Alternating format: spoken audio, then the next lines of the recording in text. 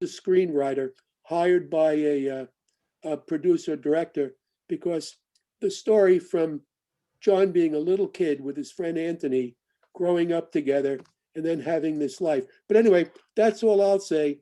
And I'm going to let John take over from here. Hello, everybody. Pleasure to be here with all of you. We have a little video that the Weather Channel had did on me a couple of years ago, which tells basically the whole story. We're going to show it, and then afterwards I'll tell you a little bit more detailed of what actually had happened, and then we'll do some questions after that, and should be entertaining to hear about the biggest mistake of my life. So, Liz, if you want to put that video up. Will do. Thank you. Okay, let's do here.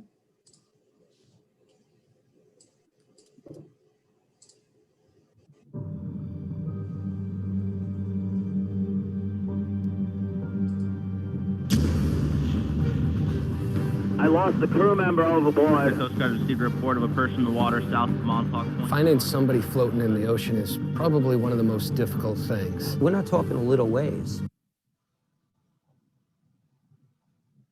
We're 40, 50 miles offshore. Dehydration, hypothermia. How hard are they going to fight to live?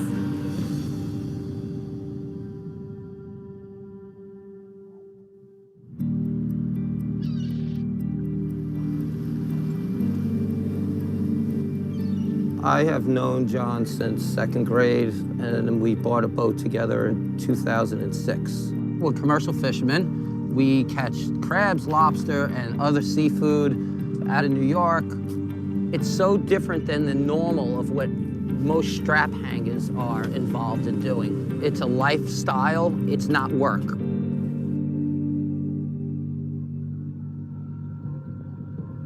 It was just a normal night. We loaded the boat up like we normally do. We got down around 8 o'clock, put bait on board. We filled some coolers up with ice, and away we went out the inlet. Maybe 10 o'clock, John was outside on the back deck, and he said, go lay down, I got it for a while. And I went down to my bunk, and I went to bed.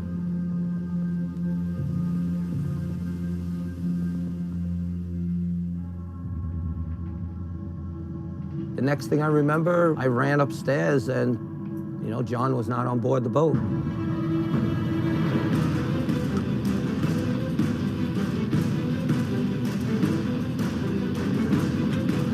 Coast Guard, this is fishing vessel Anna Mary. My crew member lost at sea. Can you please come help? Fishing vessel Anna Mary, this is Coast Guard Sector Long Island Sound. Roger, Captain, understand. Crew member from your vessel has gone overboard. When I first heard their position and realized where they were, I knew our search area was going to be big. That far offshore, it's like a needle in a haystack. I started receiving multiple searching units. Coast Guard aircraft, a helicopter, small boat from Montauk, 2 cutters. There was a civilian aircraft that wanted to get up. We're trying to figure out what to do, how we can best use everybody, and then we also have to talk to the family, and that's one of the most difficult things in a search case. I received a call 9 o'clock in the morning. He says, your son John is missing. He fell off the boat in the middle of the night and we're searching. I'm saying to myself, oh my God, 6 hours in the water already with no life jacket. This is not good. My wife came running up the stairs, just screaming, Johnny's missing, Johnny's missing. And my son Jake, Johnny's nephew, was with me, and he started saying, my buddy fell off the boat. So he immediately realized, what was going on, because he started getting upset, and his lower lip started quivering. I was sad that he was gone because I love my Uncle Ronnie. Me and my sister-in-law got in the car. I was like, we're going to the Coast Guard station. And my mother, as I was walking out the door, was yelling to me, Kathy, bring home my son. You bring him home to me. And that is what was sticking in my head all day. It doesn't always end happily, and last year we did lose 12 mariners within our area of responsibility. Imagine a coconut floating on the water. because that's really what we're looking for. And in this case, when we have to search the area the size of Rhode Island, the fear I had is, are we going to be able to find him, and how quickly? We're trying to isolate down the smallest areas possible of where he could have actually fell over. So I really started to just try to figure out what happened. Why is he not on board the boat? One of the coolers was half moved off a hatch, and the handle was a few feet off the back of the boat. I realized that he was filling the tanks up. I then remembered where we said we would start filling the tanks, and I looked at my computer chart, and I told the Coast Guard that he's going to be somewhere on the 40-fathom bank. With the new information we got from the captain, we went ahead and broke it into 2 separate search areas. We'll give a higher probability to this smaller search area that the captain believes is most probable that he went overboard. We were sitting at a just over 70-degree water temperature, but even though that seems warm, it really only gave us about 19 hours before John lost his ability to use his arms and his legs. I'm only doing 7 miles an hour, so to get back to where I think he fell over took me 2 hours. My friends, my fishing friends, were phoning me on the VHF radio. They were leaving their fishing grounds and headed towards where I thought they should look. We had a flood from the local community. 14 fishing vessels all get underway. This is great, this is tremendous. How can we do it safely? We orchestrated ourselves a half a mile apart, squared off an area where I thought he was, and we just started searching for him in that area. At the Coast Guard station, you don't know what's going on, really. You're kind of in the loop, but not in the loop. You feel helpless, you know? That's how I felt. I felt helpless. Pond, all stations. It's nice. Once we get the search patterns out, sometimes it's painful because you're doing a search and you gotta let the assets do the search. They basically just said, if he's out there, we'll find him. We'll find him. And what's going through my mind is, okay, we'll find him how? What condition? You know, is he gonna be still with us or is he gonna be gone? As time goes on, it gets harder and harder to stay enthusiastic about finding the person. This case, hours went by. Our helicopter had 30 minutes left of on-scene time, and we said, go ahead, back, refuel. And they said, no, give us another pattern.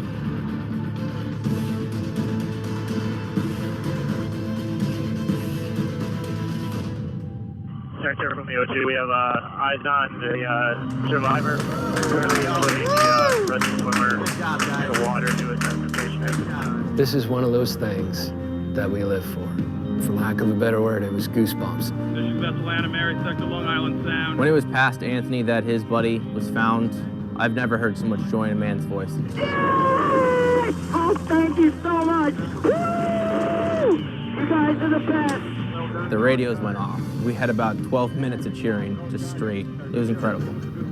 Got me up in the helicopter, and the captain pulled his mask back. He goes, man, you got some will to live. We were out there for hours looking for you. We figured we'd find a body after all that time, you know? And I told him I had too many people that loved me to die, so there's no way I was giving up. The whole Coast Guard station erupted. I think in their thoughts, they thought he was gone. Out of all the cases I've had, this is the only one, after I've had the conversation with the family to let them know we're missing their loved one, that I've been able to go back and say we found him. My girlfriend, my sister, my brother-in-law, and my sister-in-law came up to get me at the hospital. So they were the first ones to see me, and, you know, all, freaking out. He's funny because he goes, give me a kiss. So I hugged him, I gave him a kiss and told him I loved him. At that point, Johnny said to my husband, it was your boy that kept me alive. He swam and he kicked so hard because he wanted to see me bad.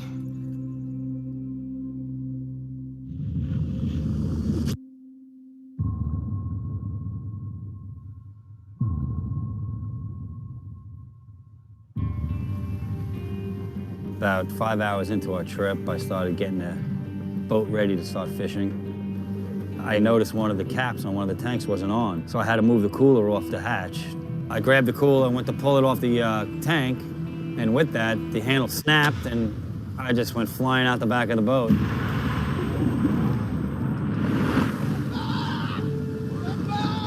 As I fell in the water, I tried to grab the stern just at the last second, and that was it. It just kept going away from me.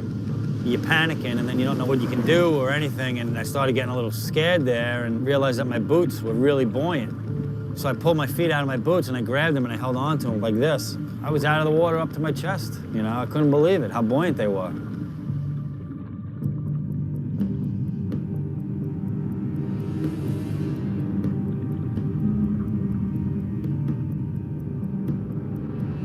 About an hour after being in the water at night, I had shark fins swimming around me, checking me out. And I knew I didn't want to get my heart rate up because, you know, then they'll really come check you out. So I just pretty much blocked them out of my head. And I said, if they're going to come at me, they're going to come at me, and I'll deal with them when they come at me. I just basically focused on staying alive, staying afloat, and not even worrying about those sharks. Sunrise comes, I see a buoy a couple 100 yards away. I grabbed onto that buoy, and, you know, I just kept my hopes up. You know, you're sitting there, you float, and you look, and all of a sudden there's a boat. I'm waving, and I'm flagging, and nope, nothing. And they just keep going and keep looking, and they drive away, you know, and you're like, oh. And then I seen the helicopter the whole time, all day long, going back and forth all day long, and totally not in the right spot, you know? So, with the boots under my arms, I just started swimming to the west more, trying to get more in their search pattern. I got to the next set of buoys, and I sat there going, all right, this is where I'm staying, you know? I mean, this is where I'm gonna end up. If I felt myself deteriorating enough, I was gonna tie myself to the buoys. I knew they were my friend's buoys. He'd eventually find me, and at least my family would have my body. My nephew's 4, you know? I'm real tight with him, and I couldn't let him down, you know? I'll do everything I gotta do to get back, and thank God for the Coast Guard, you know?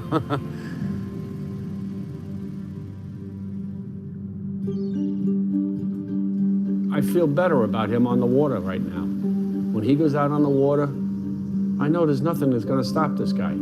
I even had his boots tattooed on my arm with the location and date that they found him. You get a tattoo because it's something that means so much to you. Whether it's his brother or a cousin or a friend, Johnny's family to them. Johnny's in their heart. I took 2 trips off, only because my family was like, you can't go right back out, you gotta, you know, and I'm like, all right. I was ready to go right back out, but, you know, I had to make like it bothered me, I guess, I don't know. You know? He's a fisherman. He catches stuff, a lot of stuff. Tunas, anything. We work 18, 20 hours a day. We sleep every other day, but it's great. It's a nice way to live. I wouldn't trade it for anything.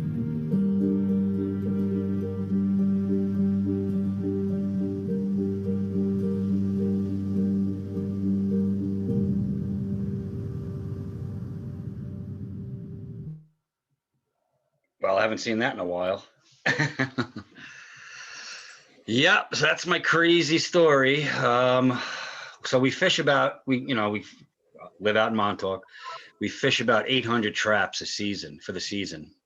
About 60 miles from land.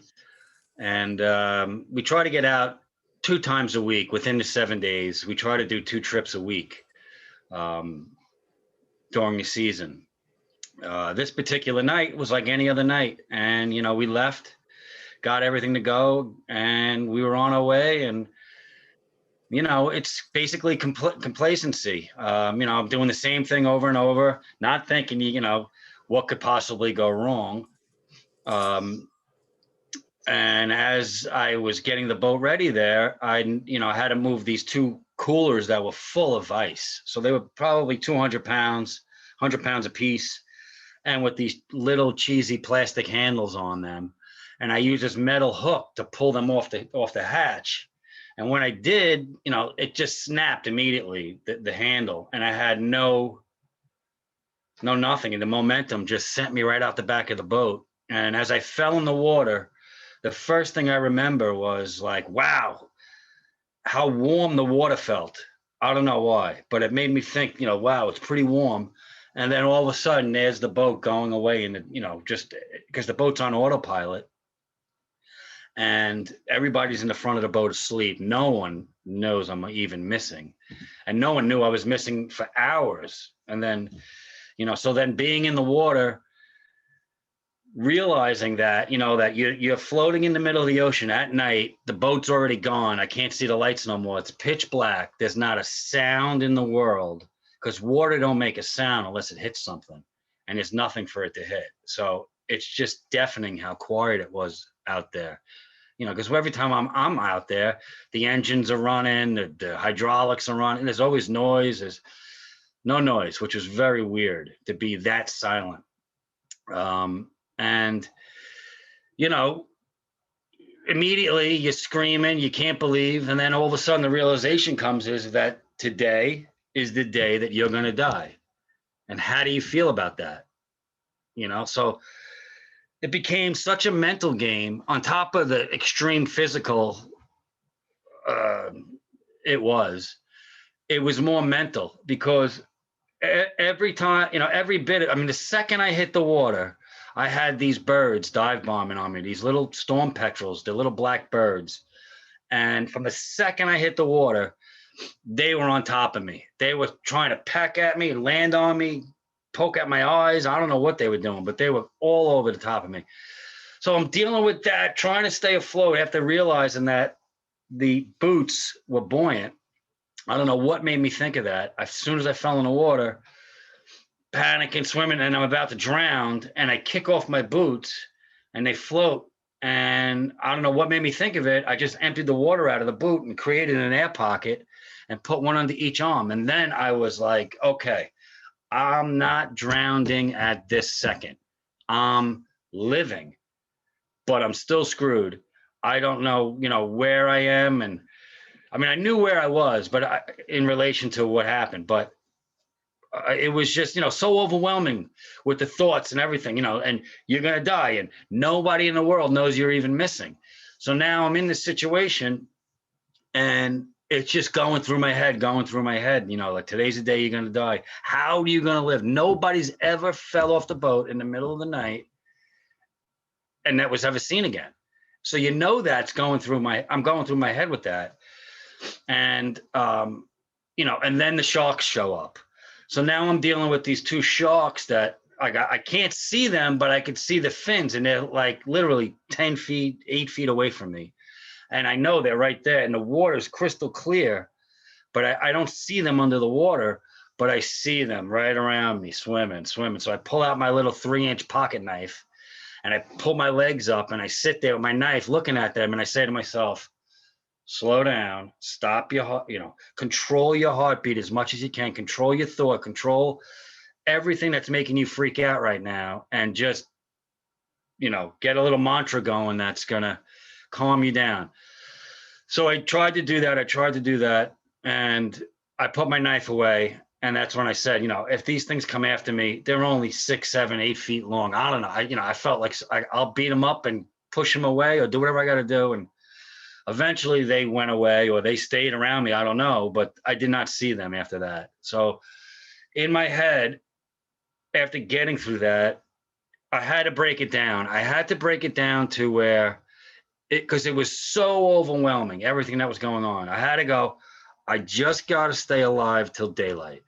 Just stay alive to daylight, and then we'll figure it out from there. Once daylight comes, they're going to wake up. They're going to realize that I'm not on the boat. They're going to freak out and call the Coast Guard. I know that's what's going to happen, but when is that going to happen? And it's 2:30 in the morning right now, and I'm in the middle of the ocean, and nobody knows I'm here. Nobody even knows I'm missing. Everybody's in their bed sleeping, enjoying their life. I'm floating in the middle of the ocean, dying right now slowly, and nobody knows about it.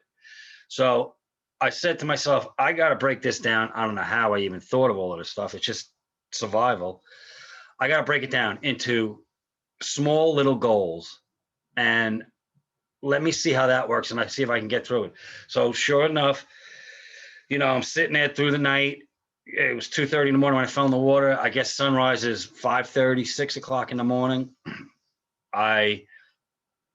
Sunrise is coming. I knew which way east was because I knew which direction the waves were coming from. The waves were coming from the southwest. I knew where I was in the ocean in relation to where I fell in the water because I was on watch. I was watching the computer. I knew where I was. I wasn't at my gear yet. I was a little bit a little bit north of where we go fishing. So I knew I was in the area where another boat fishes. My friend Pete fishes. I knew I was in that area. Didn't know if he was out there. So I just broke it down into small goals. So I stayed alive to daylight. Daylight comes, and the second, the sun comes up, and then way, way, way, way off in the distance, I hear the pounding of a helicopter. So right then and there, I knew Anthony's awake. I knew because I heard no other noise at all, nothing. And then all of a sudden, way, way off in the distance, I hear the helicopter pounding, and that gave me hope. Okay, now I live to daylight. They are looking for me, and that. So, all right, I know that I figured my salvation would be to get onto a buoy, to find a buoy and grab onto that, because how is anybody going to live in the middle of the ocean floating around? There's no way. So, now it's a 4-foot sea, say, and I'm going up on a wave and down on a wave, and I can't see out ahead of me because the wave, I'm in the crest. So I'd have to wait every time I come up on the top of a wave, and I look and then I come back down and nothing. And then the wave would swell and I come back up again. Eventually I saw a buoy. I start swimming. I put my both boots are under my arm. I got one arm under it like this, holding them, and I'm swimming like this.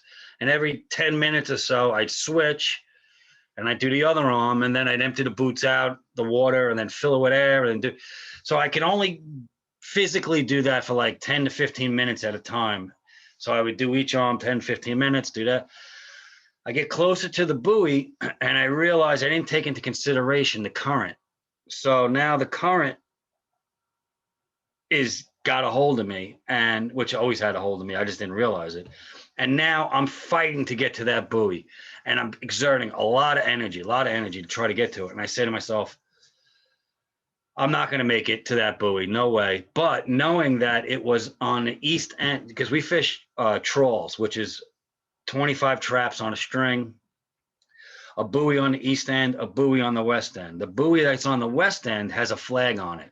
So I knew that the buoy I was going to didn't have a flag on it. So I knew that was an east end. And if I go with the tide, I'll drift towards the other side, to the west end, and hopefully calculate the current and fall onto that buoy. That was my plan. Okay. Bail on that buoy. I'm using the current now, and I'm swimming towards the next buoy, which is a mile away, if that, so, and I don't see it. So I get in my swimming mode again, and I start swimming. Now I say to myself, how could I be more efficient? All I have is a t-shirt, pair of shorts, my boots, socks, and a little pocket knife. So let me take my socks off. Take my socks off, and I put them on my hands. And that gave me more pull in the water when I started swimming, and more control. So that was my thing there. So as I'm swimming and I'm trying to get to that next buoy, all of a sudden a fin I don't know if you can see it, but about a 2-foot, 3-foot fin comes right up next to me. I mean, literally 2 or 3 feet away from me. And I go, holy cow, that's, it's gotta be, big shark. And I look, and it's an ocean sunfish, which is one of the biggest boned fish in the ocean. They grow to probably 700-800 pounds. This one had to be around 500 pounds. It's really weird looking fish. They got a top dorsal fin and a bottom dorsal fin. And they're the funniest looking fish, but they got a really small mouth. They eat jellyfish. So this thing with barnacles and everything's right up next to me. And it's like basically hovering against me, wanting to, I don't know, hang out around me. So I kick it away from me, and he takes off, and he goes away. Just a crazy, something happened in the middle of the ocean. Meanwhile, I'm swimming on the surface like a frog, and in the back of your head's going, there's no way a shark's not going to come and just take a bite out of me with all the thrashing and swimming and everything going on. But I had to block that out of my head, as well as noticing that as I'm deteriorating and I'm feeling all of this. I'm thinking about my parents, and I'm thinking about, you know, who's going to get my dog when I die, who's going, you know, all of these bad thoughts. And I felt myself, you know, really going into a bad place. So I said to myself, I can't think about this stuff no more. I can't think about anything negative in any sense at all. Anything. I had to turn it to a positive. So I just blocked all that out of my head, and I kept swimming. Eventually, I get to that buoy, and I tie myself to it, like you saw in the video. I had the two poly balls, they called, and I tie them together, and I sit in between them.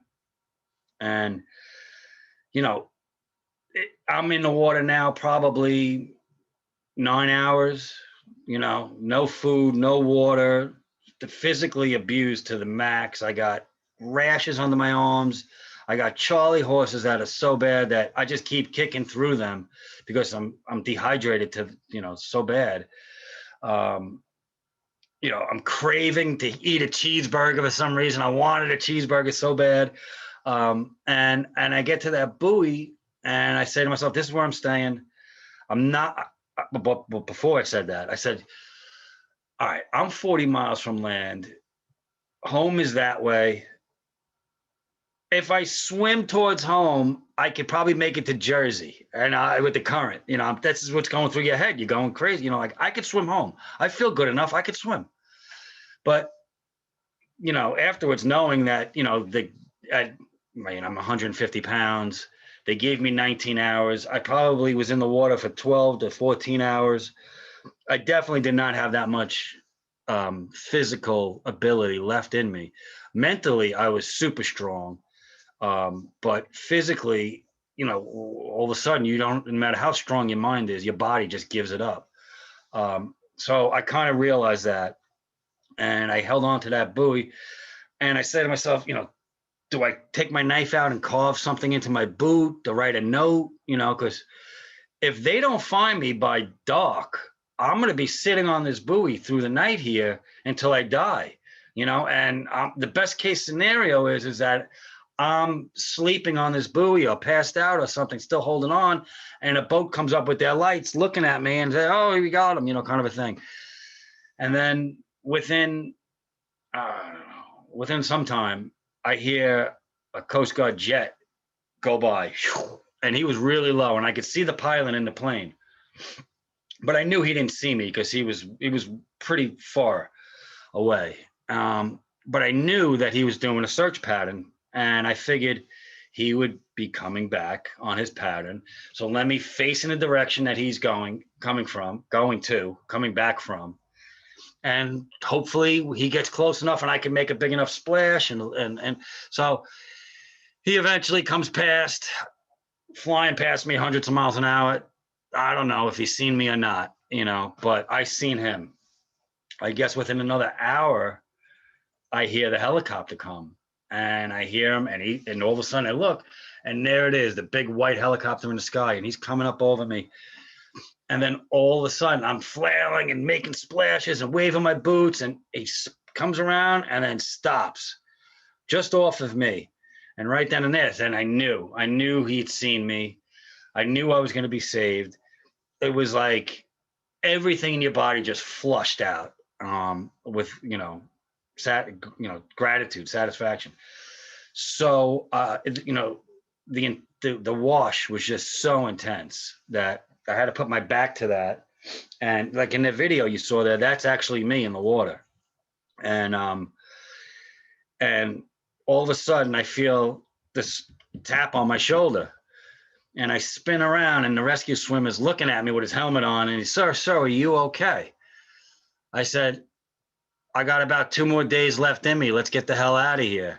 And he was like, whoa, you know, like, who the hell's making a joke? Usually he goes, they grab onto you, freaking out, screaming, help me, you know? So that helped the situation for him to assess how I was mentally, physically. I'm like, I'm okay. I said, I'm 100%. Tell me what you want me to do. I'm good. Let's get out of here. And he could not believe that part. And all of a sudden, the basket falls right next to me. I mean, the accuracy and the professionalism that these guys got and practice and do was just unbelievable, unbelievable. And he rolls me into the basket, and my boots start to float away. And I told him, those boots saved my life. I would, could he get them? Could we have them? And breaking protocol, because you're never allowed to put any kind of an object in the basket as it goes up. You could come out of the basket and hit the front and kill everybody. But he did it, and he put them in my basket under my legs, and then sent me up. And then that's when I got into the helicopter, and the pilot whips his mask back, and he's like, "I can't believe you got some will to live. We've been looking for you all day, And I go, second thing I said to him, I go, "Does my mother know about this?" And he goes, "Oh yeah, your mother knows about this." And I go, "Great, she's gonna kill me." They all started laughing. They gave me they had some water. They gave me some water, just spit it on the ground. They told me, and they go, "Sorry, but we can't bring you back to Montauk." I go, "I don't care where you're bringing me. It doesn't matter, So they bring me to Cape Cod, Falmouth Hospital, and I get out of it. I get to the Coast Guard base in the hospital. They got an ambulance waiting for me. They put me in an ambulance. There's 3 guys in the ambulance with me. They got the heat cranking. My core temperature is 94 degrees. I'm okay, guys. I'm totally I'm good. I was physically, mentally fine, I felt. But I really wasn't physically. I was severely dehydrated. My tongue was swollen. My lips. I had 2nd-degree sunburn on my face from being on the surface of the water all day. And my enzymes were very, very high, out of control. So they monitored me in the hospital for the night and then kicked me out in the morning, and that was that. So I had news people in the hospital interviewing me there. And then once I got onto the ferry, they must have knew, somehow they found me on the ferry. By the time I got to my parents' house, there had to be 30 news trucks on the block. Everybody, it was amazing. It was crazy. So then I had to do an interview there. And then ever since then, it's just been crazy. I mean, when Bruce was talking about the article, that article had come out in January. And everybody coming back from vacation and holiday, mainly Hollywood, had seen it, and they wanted to make a movie about it. So when Harvey reached out to me, he wanted me to come and have lunch with him in Redford in the city, and I was like, I don't have time for that anyway. But he, bigger than life, trying to be a big shot, all of that. And I had got another offer from Sony TriStar. All just stuff happening really quick. And they all wanted an answer that day. And you don't make decisions like that right off the bat. And so we went with Harvey, and then eventually Harvey didn't come through with his movie for me, and we got rid of Harvey and have Jason Blum now, and it's in the works. But I'll tell you about the movie part after you guys answer me some questions. So then I'll fill you in on the rest of where we're at with the movie. Thanks, John. Amazing. So I'm going to go through these questions here. Okay. I think it's Bob Ober asked, John, do you guys wear some type of inflatable life vest now? Are you tethered to boats somehow? Any additional precautions as a result of your experience? So one of the first things we did was put a tailgate on the back of the boat, like a pickup truck. So now when we go fishing, the tailgate goes down, everybody's awake, we're working, everybody's got an eye on everybody. When we're done working, the tailgate goes back up and we go home. So that's one of the things. Another thing is we have this thing called auto tether, which there's a couple of different versions of it. If you have like a private boat, like a boat most people would have, it could cut the engine off. When you are 75 feet away from the device, it could either sound an alarm or kill your engine. My boat is not able to do that, kill the engine part of it, because I have a very old engine and electronically it's not set up that way. So I have this alarm that you put in your pocket, and anybody that's on watch, you wear that, and you fall in the water or anything from 75 feet from the boat, it's a screaming alarm, which would wake everybody up. So we have that. And I also have this, it's a GPS tracker, which is a little cumbersome, but I had bought that in the beginning and had that on me for a little while. I don't really wear any of that anymore. I just have the tracker thing for people that are on watch. You know, it's just not putting ourselves in a situation anymore and being very aware of everything is mainly the thing. The tracker that we do clip on ourselves has a GPS coordinates to it, so that if you do fall in the water, which if I would have eliminated a lot of hours of me suffering. So I highly recommend it to anybody who's on the water to wear something like that, as well as a life jacket. With that said, I wear a vest life jacket at the moment now that I wear this. It's a low profile buoyancy vest that I can wear under my pullovers or with my jackets or any of that stuff. So that's something I do wear, you know, on the regular. Okay, so Fred asked, what are your thoughts about windmills? Ugh. Windmills, they're meant to be on land. They're not meant to be in the water. I think the whole windmill discussion and all of that is just, you know, I'm all about green energy in the right situations and all of that stuff. How can you not be?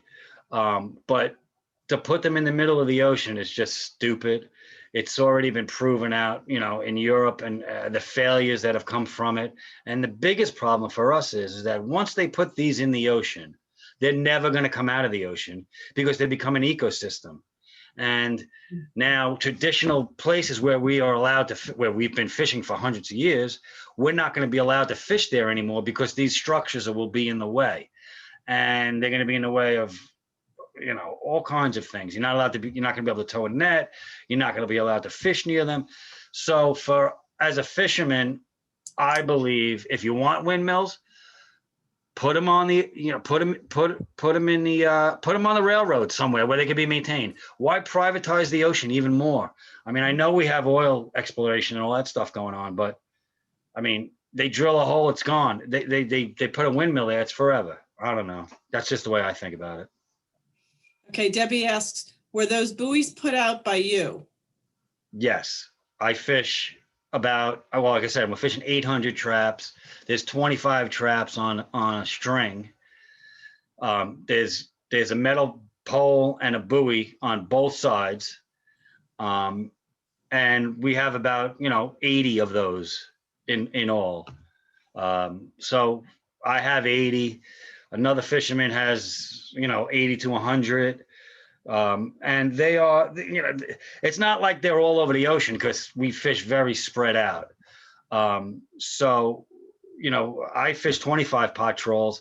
The bigger boats fish 40 pot trawls. So their lines are 1.5 miles apart, whereas mine would be 0.5 mile apart. So yeah, those are my buoys. Okay, John Gobler asked, do you ever wear safety lines on the boat? You might want to give this some thought, especially with that fully open aft end. Well, I'll give you the reason why we don't. The reason why we don't is because I fish with a lot of line on the deck. All right. The whole deck is covered in rope. So if I'm fishing a 25 pot string, I'm fishing in 400 feet of water. So now I have 600 feet of line. That's just for buoy. And then I got 150 feet in between each trap. So in between each trap is 150 feet, 25 traps, all of that rope in 10, and then another 600 feet of rope on the other side. So my deck is literally 5 inches high of rope strands that are going back and forth to the traps because we set them off the back deck of the boat. And they fall off the back into the water. So there's no way to tether yourself safely without dealing with that and being efficient on the boat, being tethered like that. If you're on a sailboat and you're moving around like that and you know, you're not worried about getting caught up in the line and, you know, that's different. But in a commercial operation, very dangerous to be tethered. Okay, Thelma asks, is there a beacon you can wear? Yes, it's called an EPIRB. And we do have that. We do have that. And who was on the boat? So me, my partner, Anthony, and because what we do is very physical and Anthony and I like the abuse. I don't know. It's hard to find people to keep working for us, to do it over and over.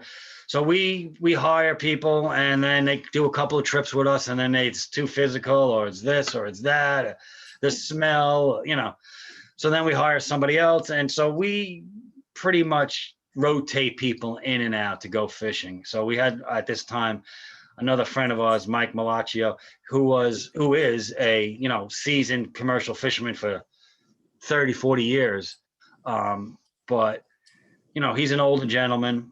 He can only handle so much.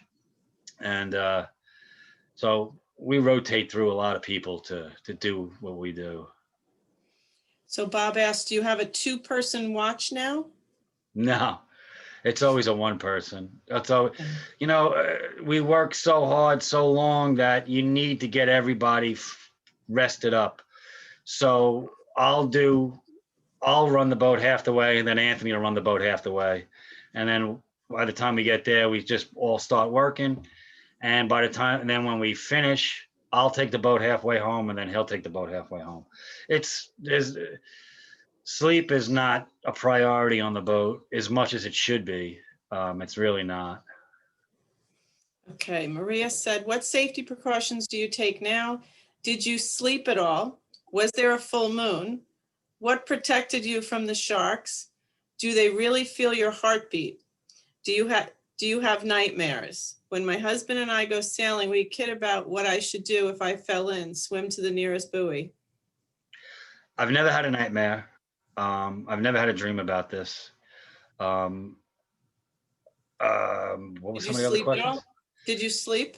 Did I sleep when I was out there? Yeah. No, I didn't sleep when I was out there. No, it was just too intense. But once I got on the buoy, I was figuring that I was going to have to sleep at some point. That's why I was thinking about tying myself to the buoy. But what were the other questions?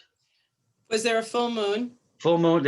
I was just off of a full moon, so there was a little bit of light out there, and that's what allowed me to see my legs under the water. Yeah, there was a little bit of a moon left. It was just after a storm, so there was like a 4-foot swell that was dropping out. But if I wasn't found that day, that night, I would have never been found, because the next morning the temperature dropped about 20 degrees and the wind came up about another 20 miles an hour. So it was a really, really brutal cold day the next day in July. And there's no way I would have been able to make it through the night dealing with that. Physically. What protected you from the sharks? I guess just, relaxing and calming myself and not having that heartbeat, because that's what sharks are attracted to. They're attracted to, fish in the ocean that, a lot of the times when they the heart's beating or whatever, they're in distress. Sharks always come to distress, in the ocean. So luckily these were probably blue sharks that were around me that night. But as afterwards, talking to my friends, there was probably about 20 boats that were looking for me that day, and every one of them said, "Man, we couldn't believe how many sharks we've seen out there on the surface, that day looking for you." So they were there. So they really sense your heartbeat. Oh yeah. Everything in the ocean does. Wow. Everything. Okay, Ron asks, how has this changed your life spiritually, religious, new values, different goals, etc.? Well, I'm not really that religious, although I did say, "Oh my God," a lot when I was out there. But, I don't take anything for granted anymore. I try not to sweat the small stuff.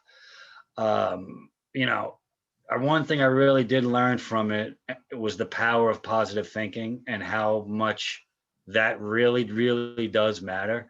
Like when your life is on the line and you're dying and you're dying in that day and there's some kind of hope or anything, it's amazing the power of positive thinking and how that empowered me to keep going, to not give up when everything in my body was telling me, just go to sleep. It's that easy. Just go to sleep. It'll be all good. You'll be all right. And that just scared the hell out of me. And I couldn't believe how seductive my brain was telling me to just go to sleep and be quiet and just die. You know, it was like, I can't even imagine it. How do you, what does that feel like? What's dying feel like? You know, I'm like, there's no way I'm going that direction. So that's what empowered me to keep going. Good.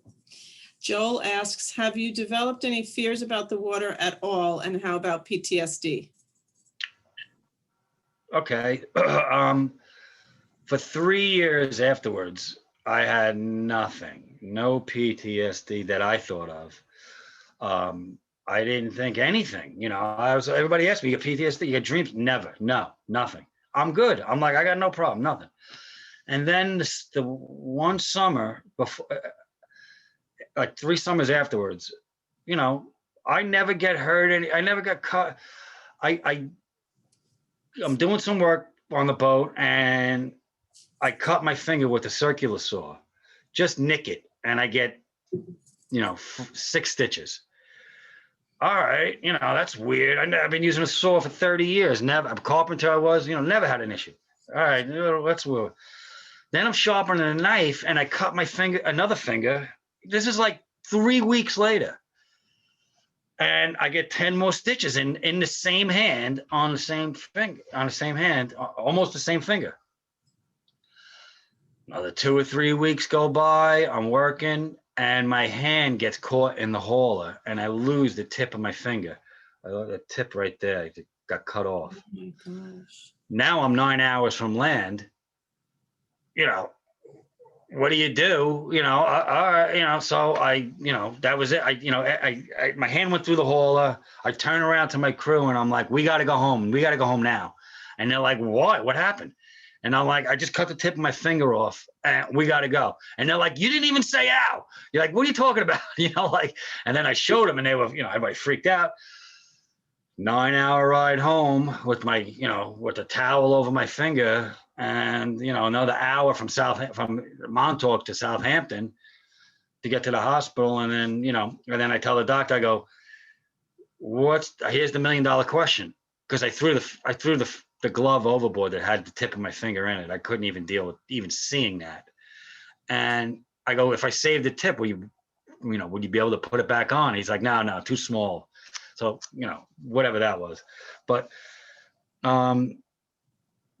that was pretty much the PTSD that I went through. And then after that, I really have had no issues. I think it culminated to that point where I self-mutilated myself that summer for some reason and been okay ever since.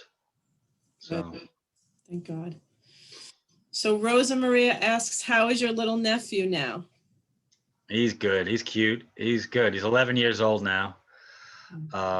He's great. We just went upstate skiing, so spent the weekend up there. He's into dirt bikes, so he's a good kid. He's a good kid. We keep him in line. Glad to have his uncle. Gerald, Where are the boots now? Are they bronzed? They're your lifesavers. I've had a couple of different, I tell everybody they're going to be the ruby slippers someday once the movie's made,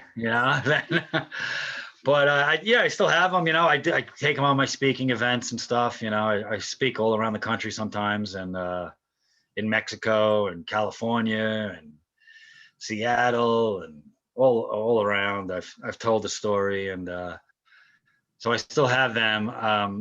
I was going to put them in like a picture frame box, but then I can't access them if I do that. So I just keep them in a duffel bag in the closet when I need them. For now.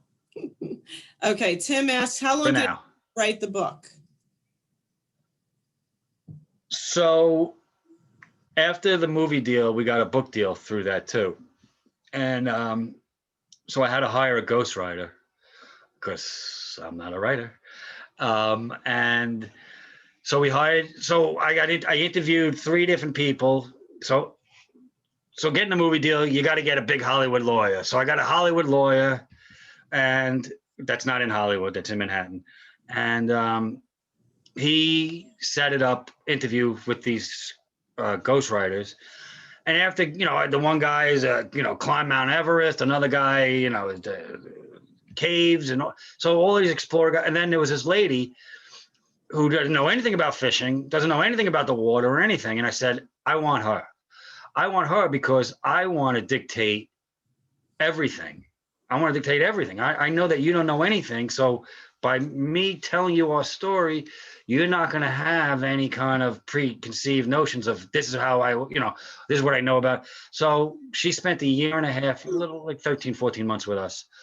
And, a stack of manuscripts later, we came to the end and then figured it sounded like me and sounded like how I would portray myself, and basically went through every single word and the book, and so far it's doing really good. It's in it's in a bunch of different countries: Germany, France, Italy, Australia. It's all over the world, so it's good. It's nice. Great.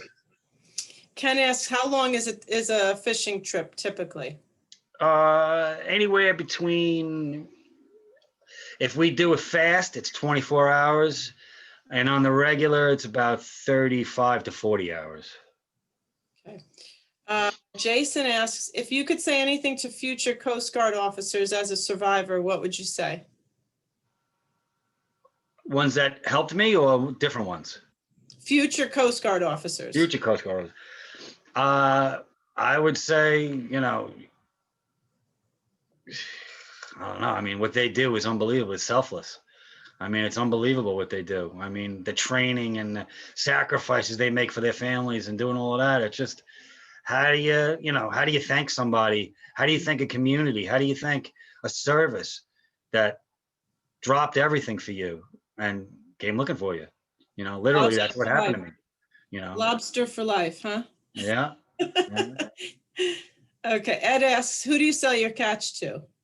So we catch these crabs called Jonah crabs. It's like a stone crab with the big stone claws on them that we catch in the Northeast up here. And those all go to basically Flushing, Queens, Manhattan, to the Asian market. We distribute through the supermarkets in the city. They all have live tanks, and everybody likes to eat crab in those communities. My lobster is sold in Amagansett to a wholesaler that's in Amagansett, and he divvies them out through the East End, basically. So I keep them local. Okay, so someone asks, please tell about how the COVID affects your business, and didn't the boot company want to do an ad with your boots? So the boot company, first of all, reached out to them immediately. They're Dunlap, which is giant company, they didn't really want anything to do with me. I don't know. I had a marketing agent and they reached out to them. They sponsored me to do one event in Seattle. I was the keynote speaker at a commercial fishing expo. And then that was it. And they never anything other than using my story on their website. I never got anything from them. Once the movie starts gaining more legs, I'm going to get another marketing agent and start feeling that out a little better, as well as other things. What was the first question? Oh, the COVID. How did COVID affect your business? So COVID, I mean, right, I catch lobster. Where are the restaurants, right? Who's eating lobster? I mean, so that really affected me at the beginning of the season last year, not having any place to sell the stuff. And the price was very low. So what I did was I went to social media, and usually I don't sell to everybody I know because it's a pain in the neck and dealing with everybody and then having to deal with people during the COVID. But I had no other out for the product. So what I did was I went on Facebook and Instagram and I told people when I was going fishing, when I would be in, and what I would have. And people would either come to the boat or I would have a drop off close to my house. And I would meet people and I would divvy it up the stuff. And that's how I got through until the summer kicked in, where there was a couple more restaurants and then there was more demand because stuff was opening up. And that's what bridged the gap for me to do that. Okay, so someone asked, what did your mother have to say? Well, when I got into the hospital, the only phone number you know is your mother's, because I mean, I don't remember, So I get into the hospital and the guy's wheeling me through the doors, the hospital guy, and I go, "Could I borrow your phone? I gotta call my mother and let her know what happened," So I pick up the phone, I get it, she answers it, and I'm like, "Did you miss me?" And she's like, "Oh my God," the whole thing, and then it was good. It was great, just to hear a voice, for her to hear my voice, was everything, so. As a mom, yeah. Yeah. So Irene asks, did they end up finding you in the area where your friend expected you to be? Yes, for the most part, when you saw those dots, those pixels on the chart, and where they said the high probability of where I was, they were pretty much right on the money in that area where I was. But because Anthony, when's the last time you seen him? Well, I seen him 8 miles from land. So they start the search from 8 miles from land. Where'd you end up? 60 miles. So that's as big as Rhode Island. So they didn't have any clue. So, for them to narrow it down, and then when Anthony, because me and Anthony, I know him since I'm 5 years old.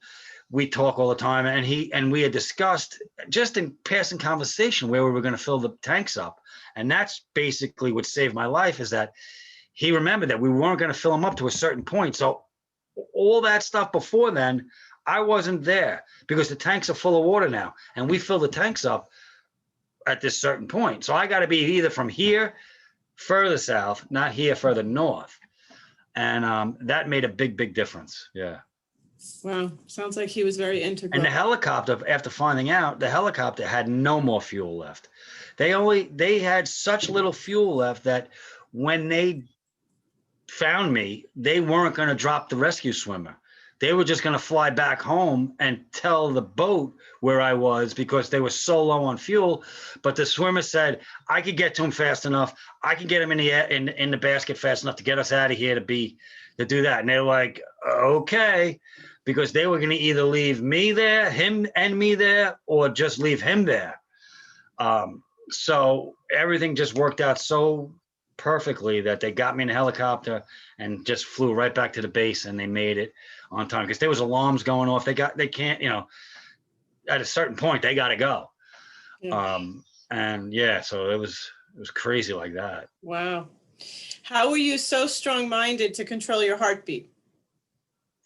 I think when you determine that you're going to want to live and not die, that empowers you to do whatever you got to do. And I don't know how or what, but the little voice in your head that you listen to all the time that doesn't shut up told me, if you don't want to die, you gotta, you got to be extra human here and not let anything bother you. Nothing bothered me. I mean, nothing bothered me.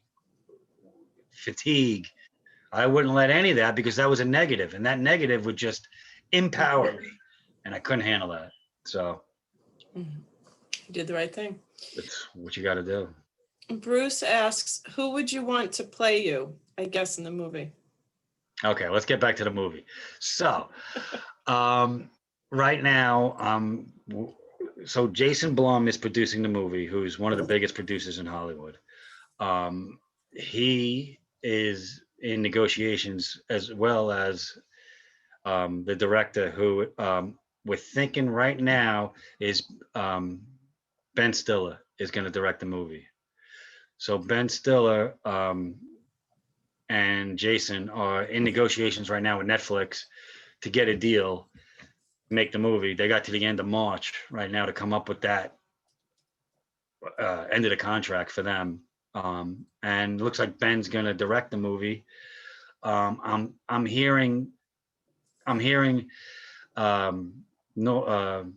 speculation that they're going to bring in Adam Sandler because of that dramatic role that he did a couple years ago with that Untouched Diamonds. He wants to get into more dramatic roles. I don't know. I mean, Adam's a funny guy. We'll see. I don't have any control on any of that part of the movie. So at the moment right now, I think we're going to have Ben Stiller directing it, and I think they might attach Adam Sandler to it too, which is making it even more difficult to get a Netflix deal, is because they're 3 giant Hollywood people, and I'm sure they want all the money in the world. So we're working through that, and we'll see how that ends up at the end of March. But that's the direction we're going, and it looks like it's happening. So. Okay, Sandy asks, how did you control your heartbeat with the sharks? Herculean. Well, I guess it's just mind over matter, right? I mean, your adrenaline is, I mean, that's probably why I was so hot when I fell in the water. My adrenaline was flying. And then once I calmed myself down and, I'm in the water for a little while there, and it's fight or flight, right? I couldn't fly away. I had to fight, but I couldn't fight, but I can control things. How do you control things? I don't know. Let me try. And that's just how it mentally went through me, So. Wow. I think that's all the questions we have in the chat, but if anybody wants to raise their hand and ask a question, you can raise your virtual hand, or if is there anybody that wants to ask any other questions? I'm just going to look and see any hands. Linda? Joan? All right. I recently fell down the steps, and I've been saying to myself, like, so what do I get out of that? What can I, make? Why did that happen to me? And how is my life going to change now that it's just an outrageous thing that happened to me? I mean, yours is like huge. So how has your life changed other than the movie and the attention and all that? Has anything changed fundamentally? I don't know. Did you get some kind of bolt of lightning or something? No. I think doing what I do for a living and being put in situations that I am put in on a daily basis, literally living on the edge of life, in the middle of the ocean, a lot of variables that could come and hurt you and everything. You become more, I don't know, mentally tough, mentally aware. I don't know the word really, so for me, it's like, it's built into me now, whereas if I was, a lot of people tell me, oh, if that was me, I'd be dead. And I go, you're damn right you'd be dead, because you don't sacrifice, you're not abused. You don't stay up 20 hours a day. You don't physically wear your body down. You don't live on the ocean. You don't know what the currents, the mother. So a normal person would be so overwhelmed with all of that they wouldn't even be able to process it enough to get to the point of, let me try to, not let my heart beat around sharks. I think it's years of conditioning of being where I am and what I do help me with that, help me get through a situation that way. And maybe down the road, it still does. Mm-hmm. Yeah. Thank you. Yeah. So we have Linda Kirk. If she wants to unmute yourself, you can ask the question.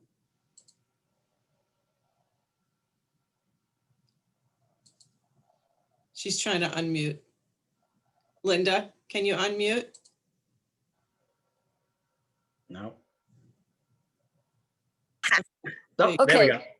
Can you hear me now? Yes. Yay.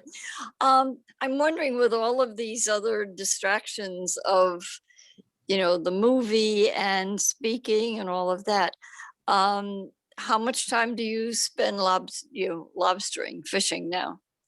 Well, everything in my world doesn't matter other than lobstering. Everything revolves around when I'm going fishing, how I'm getting it, weddings, everything. It's just, I got to go fishing. So everything is determined by that, staying on top of the gear, staying on everything, no matter what speaking thing I have to do or everything, I got to get fishing done first, and then we're going to talk. Or, I can't, let's schedule Wednesday, but then all of a sudden the weather changes. I got to go fishing. Mm-hmm. I'm rescheduling. I'm not going fishing, Yep, So, got it.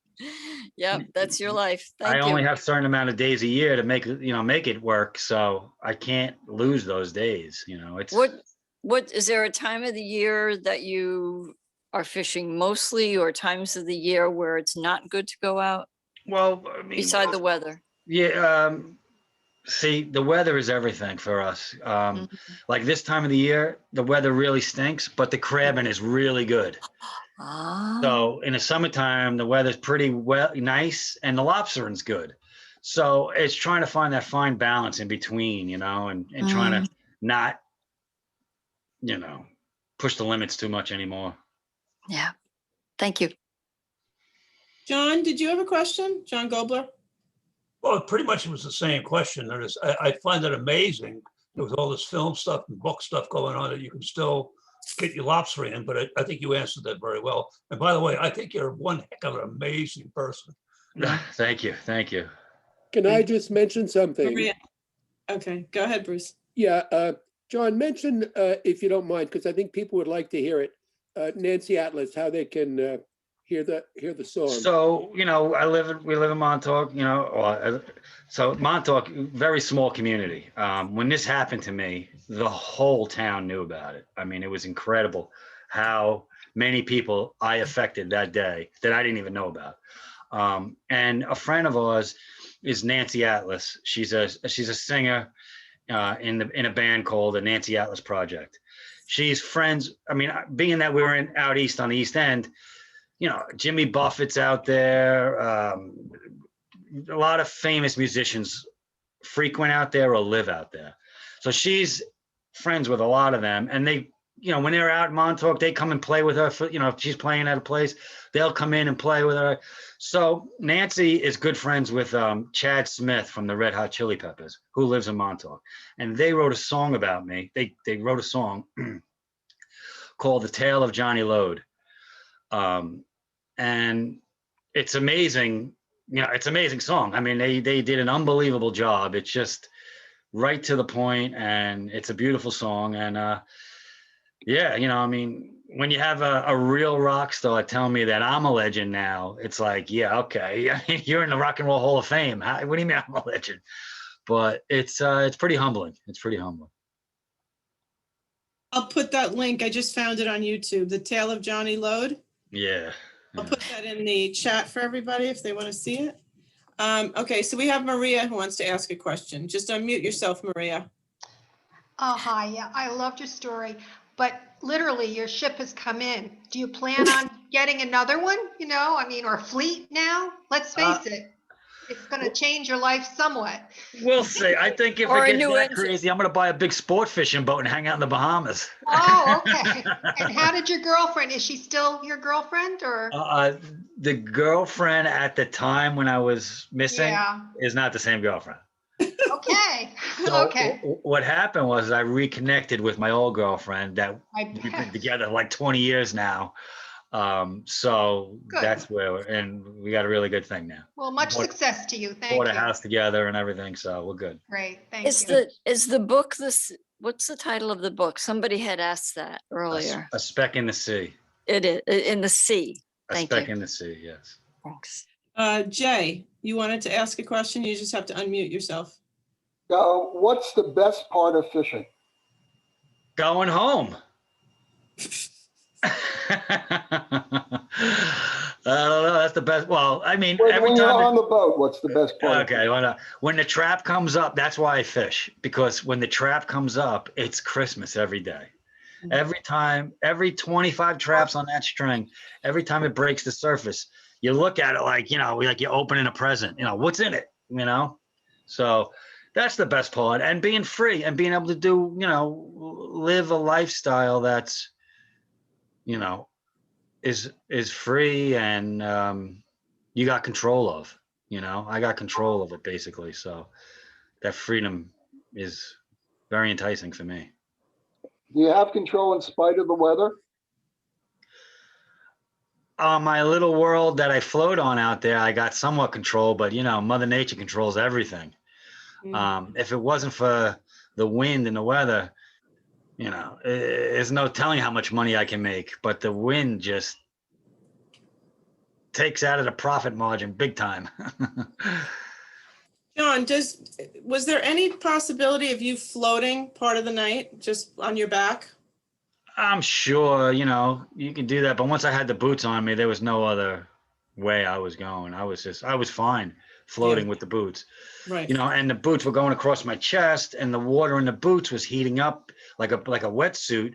And I think that's what helped me a lot too, is because, you know, I don't have any fat content. I'm a pretty skinny guy. And to be in 70-degree water, you know, you wouldn't go in your pool at 70 degrees. You know, that's cold. It is. So, but for me during that day, I wasn't cold even one bit, or I wasn't going to allow myself to be cold or feel the cold, because I knew once that crept onto you, that's the only way you're going. You're going in that direction, and everything is negative, and everything's going to die, and then you fail. John, when you came into my class, I had a question for you, and I remember the answer, but it's been a while, so I wonder if it's the same answer. Uh-oh. You're very familiar with what's in the water, and you always hear about overfishing and depletion. Right. And what do you see? I don't see any of that. I can't even see how that could be possible in the Americas, because of the fact that we are so highly regulated in every fishery that there is no possible way it's overfishing. We are so managed in a sense that the guys that fish on swordfish boats have cameras all over the boat that goes right back to National Marine Fisheries, and they're thousands of miles from land, but every time they turn on their haul and start hauling fish in, their big brother has got the camera right on them, and they're watching every move. And then other boats, and they also have trackers on them, so the boat can't go anywhere without it being tracked. My boat at the moment doesn't have that tracking capability because of the National Marine Fisheries, because of the permit I have. But like other scallop boats, you can't go fishing unless you enter into the fishery. You got to go on your computer, enter into the fishery. They acknowledge you're going to go fishing. They say, yes, you can go. You say, okay, and then you can throw the lines off the boat. Basically, that's how the fish is. There's plenty of stuff in the sea. Plenty of stuff. I mean, there's so much that the fishermen are going away from certain, because they keep catching sea bass, but they're only allowed 50 pounds of sea bass, but they're allowed to kill thousands of pounds of sea bass to catch that 50 pounds. So it's not really about management. It's about allocation. You know, like the guy that fishes next to me is allowed 3,000 pounds of sea bass because he has a New Jersey license, but I have a New York license because we don't have any support in our state. And we're only allowed 50 pounds, but I'm catching what he's catching. But I got to throw all mine back dead and come into New York where he could keep all his fish, you know, and bring it back to New Jersey and make $18,000. And I get a lousy $300 for that carton. You know, it's not about management when it gets to that. It's about allocation. So certain states are allocated a lot more product than other states. And being, you know, the National Marine Fisheries controls everything. And, you know, it's the way it is at the moment. Thank you. Fred, you had a question? Yeah, but now I have a different question based on what John just said. Can you get a New Jersey license, or do you have to live in New Jersey and relocate from Montauk to New Jersey to get your 3,000 pounds instead of 50 pounds? Right. So here's the answer. Ready? There is no more new licenses. There is only what was ever allocated. So now there is no such thing as living in Jersey and going to get a license and going fishing. You have to buy a license from somebody who had previously held that federal license. Now, if you live in a different state, it's okay, because like New York fishing boats, like the ones that catch fluke and squid and stuff, they need to have a North Carolina license, a Virginia license, a Rhode Island license, Connecticut, in order to even stay in business anymore. You can't stay in business in certain fisheries and only have a one state allocation because of the way it's all set up now. So I can never get a Jersey license unless I buy one from somebody who's willing to sell that piece of paper. Now that piece of paper is worth anywhere between, you know, 150,000 just for the paper. Like say I want to go scalloping on a full-time scallop boat. I want to own a full-time scallop boat. Well, that piece of paper right now at the moment is worth $7 million. So how does a fisherman, how does somebody like your son or kid or son, how does he work his way up to become a full-time commercial fisherman? It's almost impossible these days. To get the permit that I got, it's $1 million now to get into the fishery. You know, you're going to buy the permit for $300,000. You're going to buy the traps for another $150,000. You're going to buy a boat for another $400,000. You know, you're at $1 million right now. I mean, just to go. So there's almost, they're setting it up right now, like everything else in the world, that it's just going to be big giant corporations that own everything.